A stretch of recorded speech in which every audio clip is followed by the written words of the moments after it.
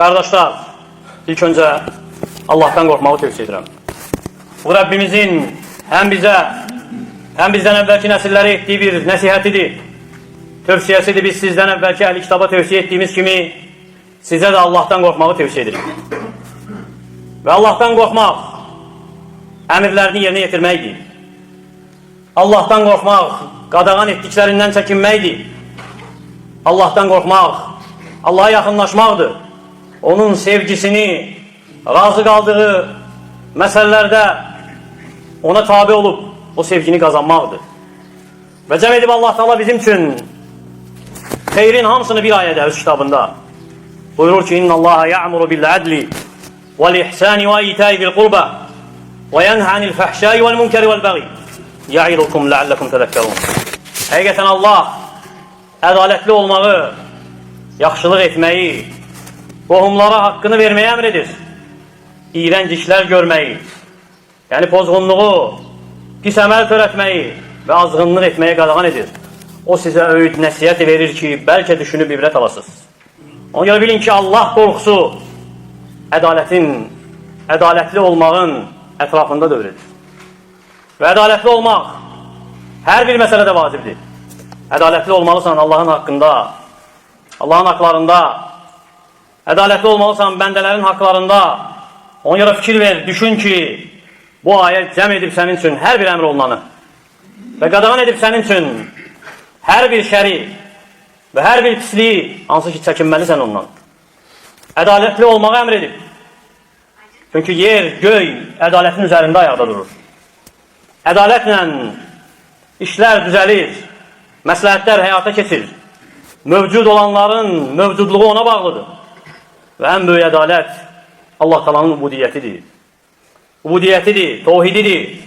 Onu həyata keçirməkdir. Ona görə ədalətin qayəsi tohiddir.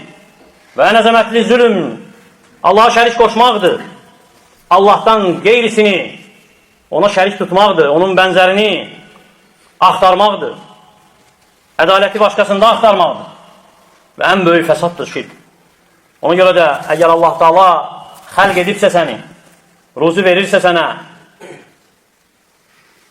bütün məsələləri səni ilə bağlı nə varsa, hamısını Allah Taala idarə edirsə, nəyə möhtacsansa sənə əta edirsə, ədalətdəndir ki, və vacib ədalətdəndir ki, yalnız Allah sənin məbudun olsun. Ubudiyyət yalnız ona olsun. Ona qaydasan rəğbətində, istəyində, diləyində, qorxduğunda, sığındığında. Və ən böyük zülm odur ki, naqis məxluqu, möhtac olan fəqir bir məxluqu, kamil, varlı bir Rəbbə, qadir olan Allah Taala'ya bərabər tutasan. Ona görə istəyəndə Allahdan istə. Kömək diləyəndə Allahdan dilə.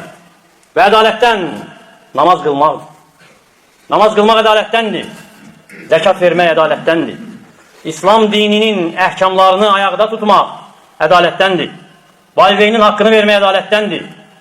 Qonşunun, qohumun haqqını vermək ədalətdəndir. Müamilə etdiyin kəslərin haqqını vermək ədalətdəndir. Və ədalətdəndir hər bir əhkamda, hər bir hökümdə ədalətlə əməl edəsən. Ədalətli olasan, insanlar sənin gözündə istər uzaq olsun, istər yaxın olsun, istər ədavət apardığın düşmənin olsun, istər sevdiyin kimsələr olsun, ədalət gözü ilə baxasan olaraq. Eyni gözlə ölçəsən, ədalətdən insanlarla müamilə etdiyində vəfalı olasan, sadiq olasan, insaflı olasan, nə haqları varsa sənin üzərində onu tam onlara ödəyəsən və sənin nə haqqın varsa onu nə naqis, nə də zülümlə almayasan. Vaylul lil mutaffifin ellezine izə iktalu alan nasi yestevfun və izə kaluhum və vazanuhum yuxsirun ələ yazunnu ulaikə ennəhum məb'uthun liyevmin azim yevmə yəqumun nasu li rabbil alemin. Çəkidə və ölçüdə aldadanların vay halına. O kəslər ki, cəmaatdan bir şey aldıqda onu tam almaq istəyərlər. Onlar üçün ölçdükdə və ya çəkdikdə onu ziyana salarlar. Onlar diriləcəkləri günü fikirləşmirlərmi?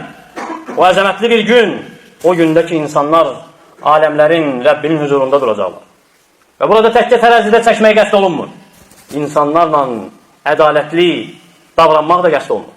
Onlara ölçəndə düzgün ölçmək, onlara dəyər verəndə düzgün dəyər vermək, o da bura daxildir.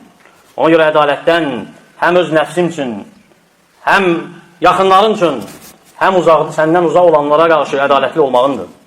Ədalətdən havan səni azdırmamalı. Bu dinin, bu şəriətin buyurduqlarından azmamalısan, kənara çıxmamalısan. Ədalətdən həyat yoldaşların arasında nə xərcləyirsənsə, onda ədalətli olmalısan. Geyinində, yeməkdə, içməkdə nə verəcəksənsə onlara ədalətli olmalısan. Əməl edənlərin ən kamili olmalısan. Övladların arasında birini digərindən üstün etməməlisən. Birinə nəsə verdikdə digərini məhrum etməməlisən. Və ya birinə nəsə verdikdə digərindən üstün gözlə baxmamalısan.